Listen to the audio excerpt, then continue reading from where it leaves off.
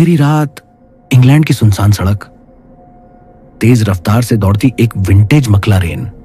रमेश, जिसे रफ्तार से प्यार था और डर से कोई वास्ता नहीं, उसके बगल में बैठी थी जेनिफर ब्राउन, उसकी मंगेतर, जिसे आज इस सफर में कुछ ठीक नहीं लग रहा था।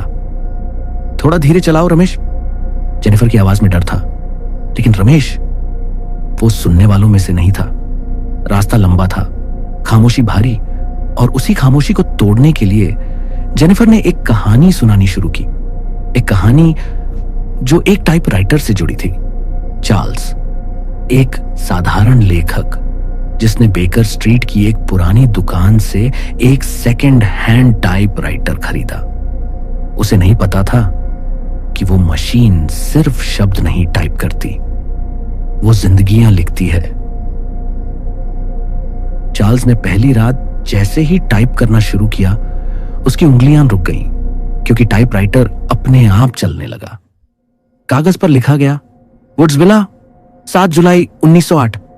चार्ल्स डर गया, लेकिन असली डर तब शुरू हुआ जब अगली सुबह वो पूरा पन्ना अपने आप भर चुका था। एक लड़की की कहानी जो हर रात किसी साये द्वारा पीछा की जाती थी, और फिर चार्ल्स ने भी वही साया देखा। हर रात वही कदमों की आवाज, वही परछाई। और फिर एक दिन चार्ल्स को एक कॉफिन डिलीवरी का काम मिला। पता था वुड्सविला वही नाम जो टाइपराइटर ने लिखा था।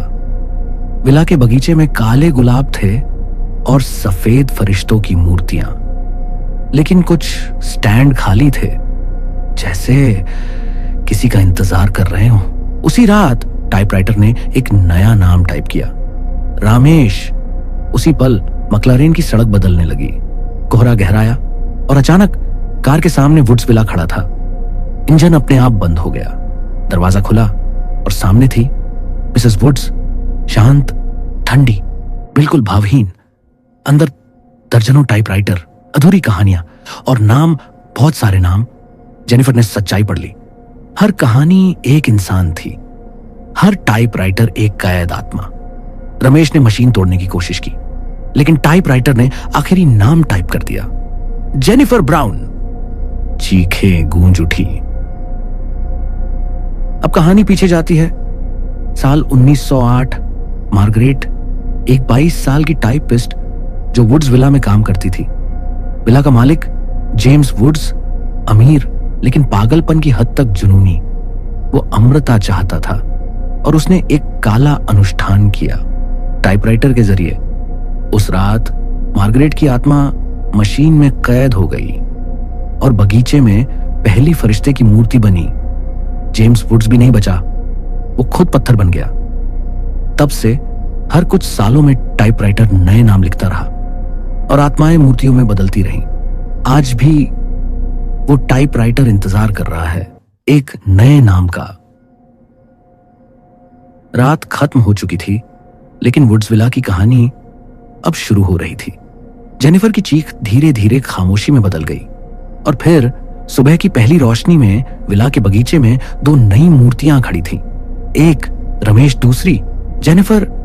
चेहरे शांत थे, लेकिन आंखों में अब भी डर कैद था।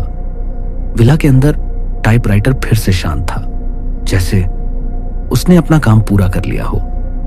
लेकिन कहानी यहीं खत्म नहीं होती। कुछ दिनों बाद लंदन के एक म्यूजियम में वही पुराना टाइपराइटर एक कांच के बॉक्स में रखा गया। लोग उसे देखने आते, तस्वीरें खींचते और चले जाते। लेकिन रात में चौकीदार ने सुना, टक टक टक। कांच के अंदर कुंजियां अपने आप चल रही थी। अगली सुबह कागज पर सिर्फ एक लाइन थी, द स्टोरी कंटिन्यूज। फिर न्यूयॉर्क, पेरिस, दिल्ली, अलग अलग शहरों में अलग अलग जगहों पर वही आवाज। पुरानी टाइपराइटर मशीनें खुद चलने लगी। हर जगह एक ही नाम, वुड्स। एक रात एक लड़का अपने कमरे में लैपटॉप पर कहानी लिख रहा था। तभी स्क्रीन अपने आप टाइप हुई, व्हाट इज योर नेम। लड़के ने हंसते हुए अपना नाम टाइप कर दिया, और उसी पल लाइट चली गई। अंधेरे में वही पुरानी आवाज, टक टक टक। अब श्राप को मशीन की जरूरत नहीं, कहानी जहां लिखी जाएगी वो वहीं शुरू हो जाएगी। अगर ये कहानी तुम सुन रहे हो तो बहुत देर हो चुकी है, क्योंकि अब अगला नाम तुम्हारा है।